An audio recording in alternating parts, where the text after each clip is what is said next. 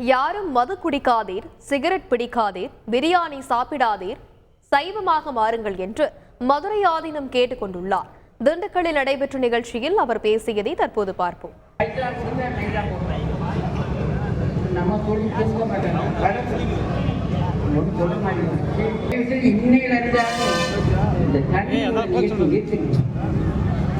Cigarette பிடிக்காதீங்க, TASMAC கடைக்கு கிட்ட பக்கம் போகாதீங்க. நீங்க போடுறதுனால நமக்கு கடை வைக்காங்க. அரசாங்கத்தை போட நான் சொல்லவே மாட்டேன். இப்போ டாஸ்மார்க்கு போன பையனும் அங்கதான் போனோம்.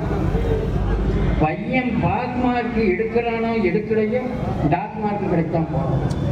அதுக்கு காரணம் நம்ம தான் காரணம். எங்கள் சேகர் பாபு காவி வெட்டி கட்டிட்டார். இதுவே நமக்கு வெற்றி அல்லவா. வீட்டில் வச்ச பேரு பகவதி பாபு, அவரு பேரு சேகர் பாபு. இவர் மகாநாடுக்கு போனீங்க திட்டினார்ல, ஆக சேகர் பாபும் பகவதி பாபும் ஏன் சேர்ந்தோம்? இந்த புத்தகம் கொடுக்காம ஏமாற்றிக்கிறவங்களுக்கு ஆப்பு வைக்க, அவங்களுக்கு காப்பு கிடையாது.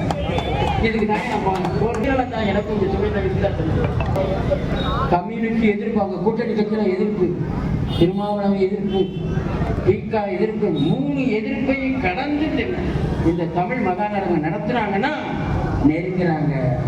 இந்த நேரத்தில் நம்ம அவங்கள அரவணைச்சு போய் அவங்க திருச்சி கொண்டு வருவோமே. சிகரெட்டு பிடிக்காதீர்கள், பிரியாணி கடைக்கு போய் பிரியாணி சாப்பிடாதீர்கள், சைவமாக மாறீர்கள். செய்திகளை உடனுக்குடன் தெரிந்து கொள்ள உடனே சப்ஸ்கிரைப் பண்ணுங்க.